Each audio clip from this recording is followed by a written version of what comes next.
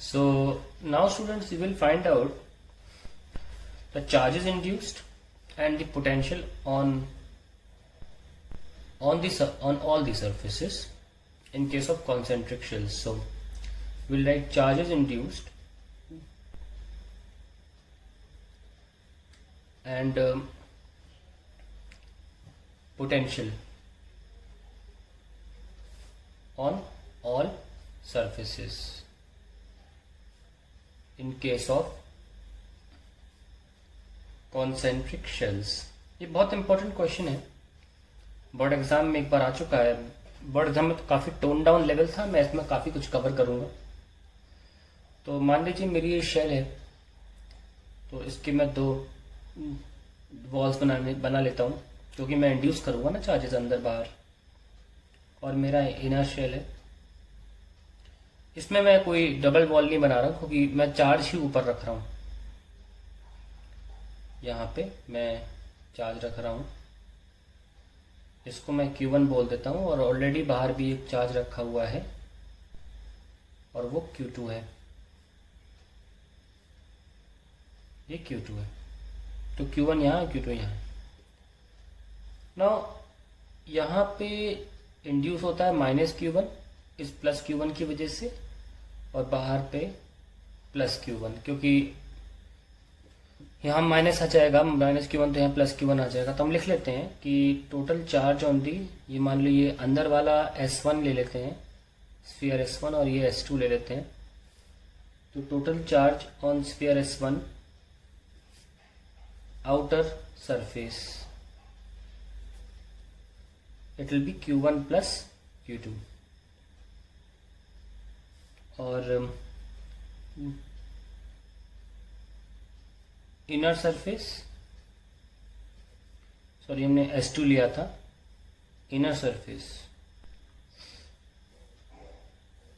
Outer surface QS2, Q1 plus Q2, inner surface QS2. और चाहो तो एक O लगा लो और एक I लगा लो, ताकि आउटर और इनर भी दिखता रहे. यहाँ तो माइनस Q1 है, और फिर ये खत्म हो गया. यहाँ लिख लो आउटर सरफेस ऑफ S1, तो Q S1O, ठीक है, S1O, ये प्लस Q1 है.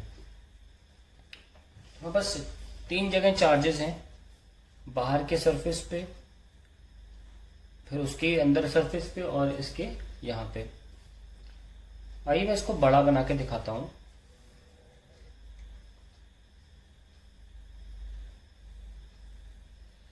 ये लीजिए, मैंने बड़ा सा बना दिया ताकि आपको प्रॉब्लम ना हो. और ये मेरा अंदर का सरफेस, ये Q1, यहाँ माइनस Q1, यहाँ प्लस Q1, और एक और Q2 पहले से था. तो ये हमने ऐसा सरफेस लिया है. तो हम क्या करने चाह रहे हैं, सबसे पहले आपको लिख के दिखाएंगे. आउटर सरफेस, आउटर स्फीयर के आउट पे जो पोटेंशियल है वो, इसको हम बोलेंगे Vs2 और इसको बोलेंगे Vs1. ठीक है, let's write. Again make the diagram.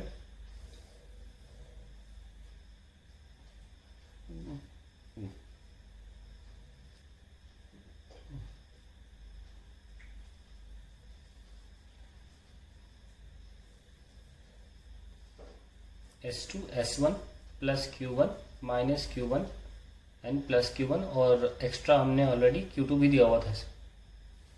तो S2 सरफेस से पोटेंशियल होगी, जो भी चार्ज है उस पर, जो भी चार्ज आना था आ गया फाइनली. अब जो फाइनली चार्ज है इंडक्शन से, अंदर वाला चार्ज तो बाहर आ भी गया, और पहले से भी चार्ज दे रखा था Q1 प्लस Q2, और मैंने इसका रेडियस मान लीजिए A ले लिया है, और ये रेडियस मैंने B ले लिया है, और थिकनेस नेग्लिजिबल है बाई B. ठीक है, अब बारी आती है हमारे S1 के लिए, अंदर के सरफेस के लिए. इस सरफेस पे पोटेंशियल कितनी होगी? According to equipotential volume concept, जो पोटेंशियल बाहर है वो तो अंदर होनी ही है. बाहर कौन सी थी? K Q1 plus Q2 upon B plus, अब ये माइनस Q1 चार्ज है ना, इसकी वजह से भी तो पोटेंशियल होगी सरफेस पर, के माइनस Q1, और इसकी डिस्टेंस भी b है। फिर खुद के चार्ज की वजह से प्लस के Q1 बाय बी सॉरी। तो जो भी चार्जेस आपको दिख रहे हैं ना, उन सब की वजह से पोटेंशियल आपको लिखनी ही लिखनी है। हमने आपको इसीलिए 3 प्रकार के चार्जेस दिखाए थे। बाहर इनर सरफेस बाहर वाले शेल के, और अंदर वाले शेल के बाहर के सरफेस पे 3 जगह चार्जेस थे, और तीनों जगह के चार्जेस की वजह से हमारे पास पोटेंशियल है।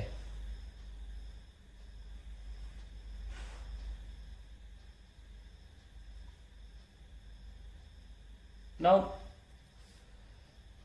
इसको हम ओपन करते हैं जरा, के Q1 बाई बी, ये ओपन कर रहा हूं, के Q2 बाई बी माइनस के Q1 बाई बी प्लस के Q1 बाई ए। तो आप जब ओपन किया तो आप देख सकते हैं कि ये कैंसिल हो गया। सो अंदर के सरफेस पे जो पोटेंशियल निकल के आई वो निकल के आती है के Q1 by A plus K Q2 by B. That is a potential जो हमारे अंदर के सरफेस पे निकल के आती है। ठीक है, अब हमें ये भी चेक करना है कि दोनों सरफेसेस में से VS2 भी इसके नीचे लिख लेते हैं। जो निकल के आया, देख सकते हैं क्या निकल के आया, के Q1 plus Q2 divide by B. इसको भी थोड़ा खोल के लिख लेते हैं, के Q2 डिवाइड बाई बी। ठीक है, अब मैं ऐसा ओपन करके लिखूंगा यहाँ पे, के Q1 by B plus K Q2 by B. आइए, के Q1 by B plus K Q2 by B लिख लिया पोटेंशियल। अब जरा हम देखते हैं कि ज्यादा कौन है, माइनस करके देख लेते हैं, पता लग जाएगा। Let's find out VS1 minus VS2। अगर पॉजिटिव आता है तो पता लगेगा इनर सरफेस हाई पोटेंशियल पर है, इनर सरफेस हाई पोटेंशियल पर है, क्योंकि हम VS1 माइनस VS2 कर रहे हैं। अगर पॉजिटिव आया तो VS1 बड़ा हो गया, यानी कि अंदर की पोटेंशियल ज्यादा है। ठीक है, सो लेट्स सॉल्व। तो हम देख सकते हैं माइनस माइनस लगाए तो ये कैंसिल, और we can take common K Q1 1 by A minus 1 by B. अब क्योंकि Q1 जो है वो पॉजिटिव लिया गया था, तो अब और K भी पॉजिटिव है, तो everything finally depends on this bracket, ये पॉजिटिव है कि नेगेटिव। तो we can see that in a diagram that A is less than B। Yes और no? So A is less than B, so 1 by A will be greater than 1 by B, क्योंकि जब reciprocal करते हैं तो inequality पलट जाती है। That means ये टर्म पॉजिटिव है। सो VS1 minus VS2 is greater than 0, positive, so VS1 greater than VS2। That means inner surface will be at higher potential. Let's write it as a conclusion.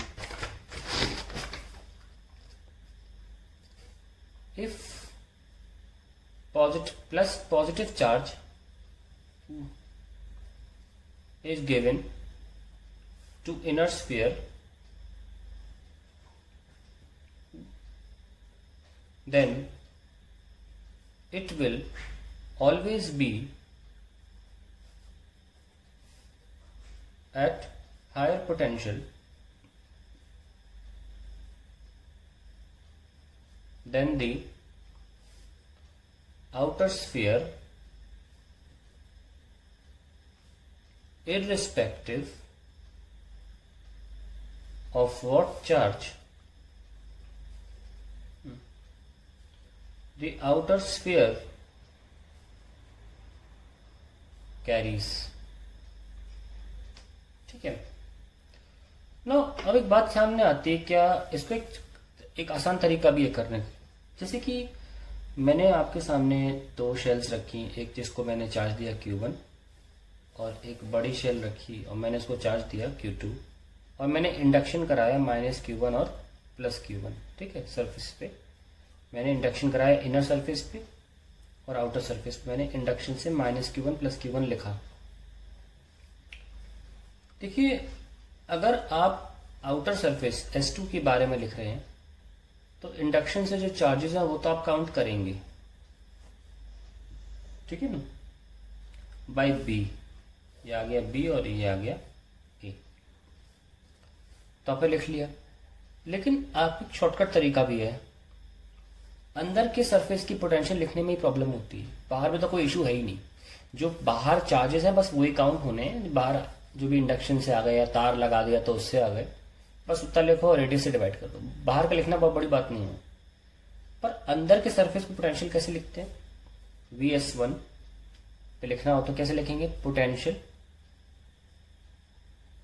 Of outer sphere.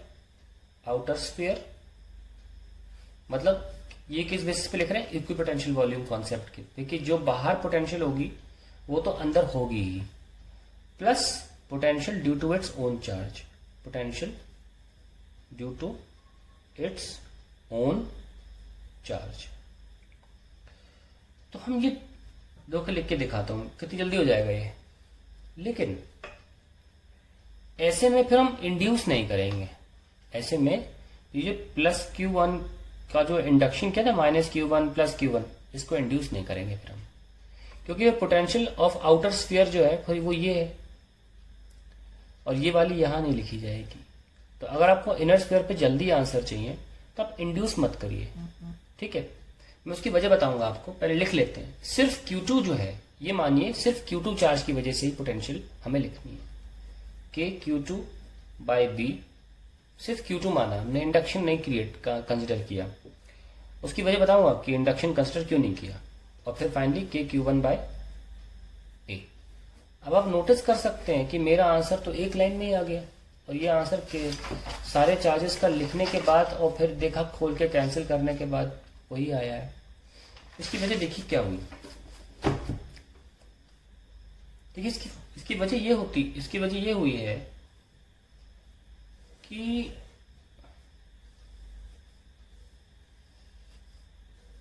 जो हमारा induce हुआ था charge Q1 और plus Q1, आप जरा इसकी potential लिखने की सोचिए। हम इस सरफेस पे निकाल रहे थे पोटेंशियल ना, VS1 पे, -Q1 चार्ज की वजह से निकाल रहे हैं।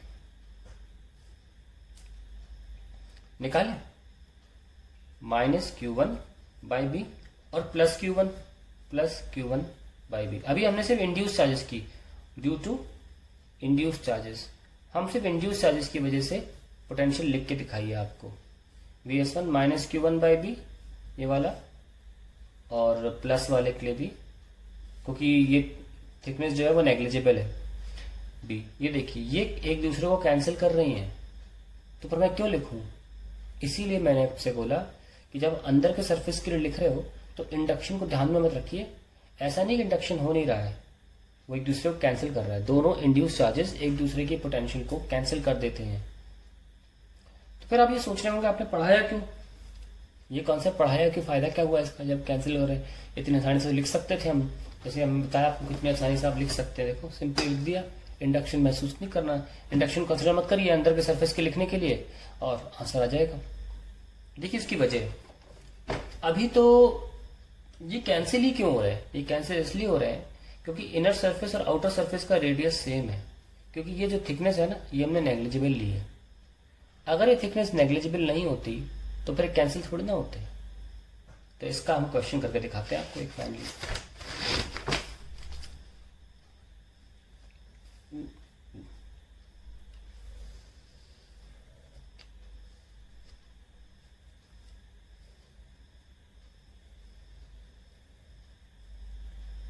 तो मान लीजिए हमारा सरफेस है, थोड़ा सा छोटा बन गया है, दूसरा बना लेते हैं।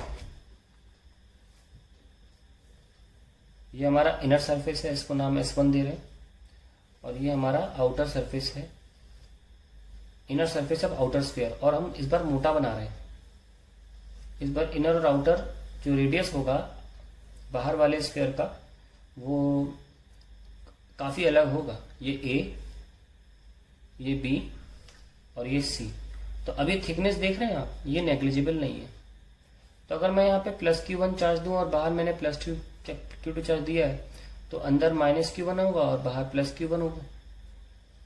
तो अब देखो कैसे लिखी जाएगी पोटेंशियल।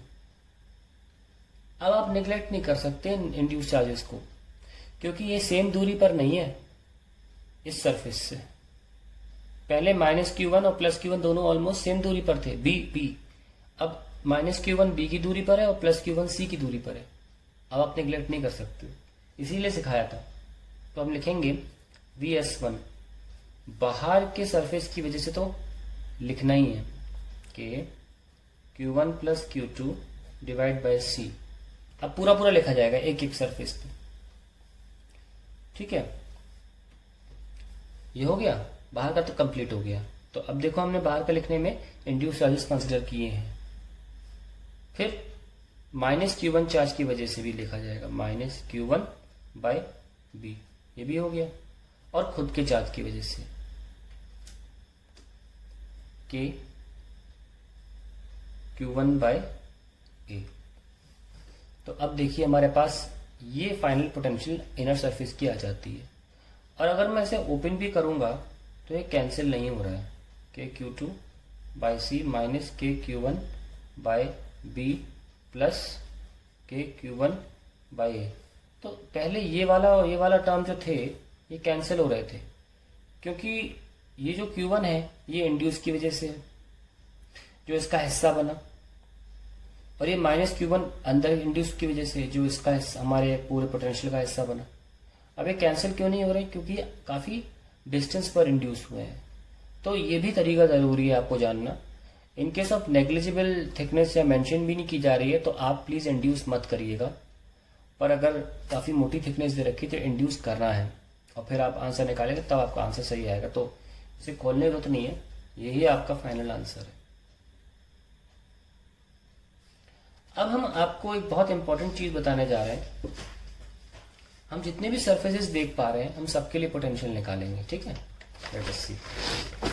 कॉन्सेंट्रिक स्फीयर में ये बड़ा इंपॉर्टेंट पार्ट होता है।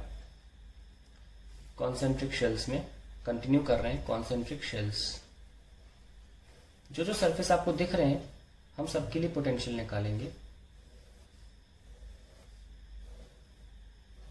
यहां हमने प्लस Q1 दिया और फिर से मैं नेग्लिजिबल ही ले रहा हूं,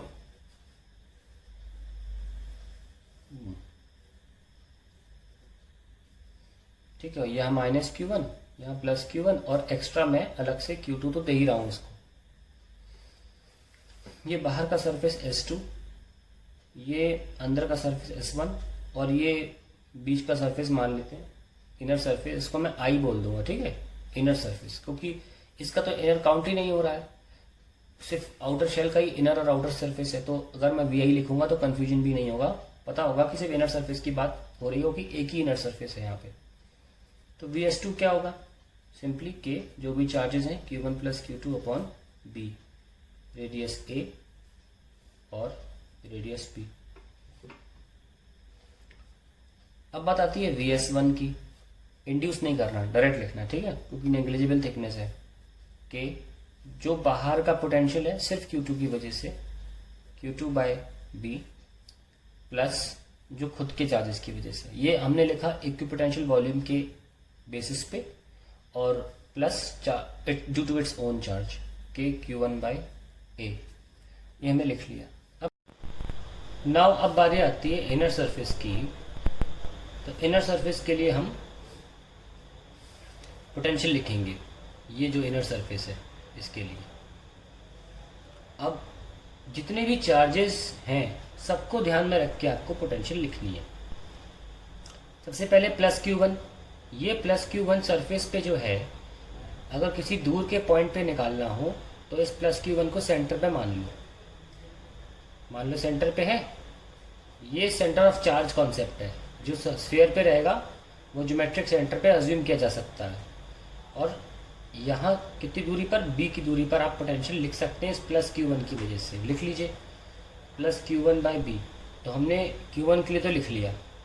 अब बारीक ये माइनस साइन जो खुद सरफेस पे है, जब सरफेस पे चार्ज होता है तो आपको पता ही है कि अगर किसी स्फीयर के सरफेस पे चार्ज है और उसका रेडियस R है तो पोटेंशियल कैसे लिखते हो, K Q बाय R। जो सरफेस पे चार्ज है that upon radius of that surface, तो plus K minus Q1 by B, ये हो गया। अब बारी एक और चार्ज है, सबसे बाहर जो चार्ज है ना, बाहर क्या है, Q1 plus Q2, K Q1 plus Q2 divide by B, ये भी चार्ज आ गया। तो हमने तीनों की वजह से लिख डाली। अब आप देख सकते हैं कि ये कैंसिल हो रहा है, तो इनर सरफेस पे कितना पोटेंशियल हो गया कि Q1 plus Q2 divided by B. ये हमारे इनर सरफेस पे पोटेंशियल लिख लिया हमने। अब आप देख सकते हैं कि यही पोटेंशियल तो S2 पे भी था, इस सरफेस पे भी था, और इसी स्ट्रिप के इनर सरफेस पे भी था। तो ये हम डायरेक्ट भी लिख सकते थे। जानते हैं क्यों? क्योंकि ये जो पोर्शन दिख रहा है बीच का, ये मेटल है, और मेटल में कभी भी इलेक्ट्रिक फील्ड होती नहीं है, और यहाँ से और यहाँ तक जो पोटेंशियल होती है वो सेम होनी चाहिए, डिफरेंट तो हो नहीं सकती। हमने आपको बताया था ना कि अगर एक मेटल ले लेंगे तो एक की पोटेंशियल वो सरफेस होता है मेटल। तो देखो यहाँ से यहाँ फील्ड नहीं रन करती, तो इसलिए ये 2 पॉइंट्स क्या होंगे, हमेशा सेम पोटेंशियल पे। सिमिलरली यहाँ से यहाँ फील्ड रन नहीं करती, इसीलिए ये 2 पॉइंट्स क्या होंगे, सेम पोटेंशियल पे। अगर ये पॉइंट और ये पॉइंट डिफरेंट पोटेंशियल पे हो गए तो अंदर शेल वाले पोर्शन में फील्ड आ जाएगी, इसलिए हमें ये निकालने की ज़रूरत थी नहीं, हम ये थ्योरेटिकली भी समझा के लिख सकते थे। हालांकि इसको एक और तरीके से भी लिखा जा सकता था। अच्छा, वो तो बता ही दिया मैंने कि आप चाहें तो इसे थ्योरेटिकली लिख सकते हैं Q1 प्लस Q2 से, आपको माइनस और प्लस इंड्यूस चार्ज की वजह से लिखने की ज़रूरत नहीं थी। तो ये हमारा फाइनल आंसर आ गया। अब मैं एक हल्की सी चीज़ करूँगा और ध्यान से देखिएगा, काम आएगा बाद में। सपोज़ हमारी आउटर स्फीयर थी और ये हमारी उसका इनर सरफेस है, और ये हमारा इनर सरफेस है, और ये Q1, ये माइनस Q1, ये प्लस Q1, और पहले से Q2 एक्स्ट्रा चार्ज इस पर था। मान लीजिए हमने इस सरफेस को अर्थ कर दिया। सपोज अगर हमने इस सरफेस को अर्थ कर दिया तो क्योंकि अर्थ की पोटेंशियल 0 होती है, तो इस पूरे सरफेस की पोटेंशियल भी 0 होनी पड़ेगी। जानते हैं क्यों? क्योंकि अर्थ के पास बहुत सारा चार्ज है, अर्थ के पास इनफाइनाइट चार्ज है, तो अर्थ अपनी तरफ से इलेक्ट्रॉन भेजेगा जब तक कि बाहर की सरफेस को अपने पोटेंशियल के बराबर ना कर ले। यही तो कॉन्सेप्ट होता है, the charge will transfer until potential does not become same. Earth has 0 potential, the outer surface will also have 0 potential. ठीक है, तो अगर आउटर सरफेस को हम अगर 0 पोटेंशियल पे ले आए, क्योंकि अर्थ की पोटेंशियल कभी भी बदल नहीं सकती, क्योंकि उसके पास अनगिनत चार्ज है। उसमें चाहे तो आप इस तरह से बोल सकते हो, चाहे बोल दो पॉजिटिव चार्ज अर्थ में चला गया, या असलियत में तो नेगेटिव चार्ज ही ट्रैवल करता है, तो नेगेटिव चार्ज स्फीयर पे आ गया, तो उसने बाहर की सरफेस को न्यूट्रलाइज कर दिया, और बाहर की सरफेस कैसी हो गई, Q बराबर 0, चार्ज लेस, और यहाँ पर पोटेंशियल कितनी हो गई, 0। तो अब हम इनर सरफेस के लिए पोटेंशियल लिखें। 2 तरीके हैं लिखने के, या तो आप लिख लो ये प्लस Q1 माइनस Q1। कैसे लिखोगे? इनर सरफेस को आप सेंटर पे अज्यूम कर लो, और दूरी कितनी है b, तो KQ/B1। और आउटर सरफेस पे जो चार्ज है, सरफेस पे जो चार्ज होता है उसके लिए फॉर्मूला होता है सरफेस पे चार्ज डिवाइड बाय रेडियस। ये देखो कैंसिल होके B 0 आ गया। या फिर आप डायरेक्टली भी लिख सकते थे कि जो बाहर पोटेंशियल है वो यहाँ भी होगी, अगर डिफरेंट हो गई तो फील्ड रन कर जाएगी इस अंदर के मेटल पोर्शन में, जो कि पॉसिबल नहीं है, अंदर फील्ड होती नहीं है, तो ये भी 0, ये भी 0। ये बात हम डायरेक्टली भी लिख सकते थे। अभी हम अर्थिंग के कॉन्सेप्ट को थोड़ी देर में स्टार्ट करेंगे। अभी हमने आपको बस इशारा किया है कि अर्थिंग का कॉन्सेप्ट बहुत इंपॉर्टेंट होता है।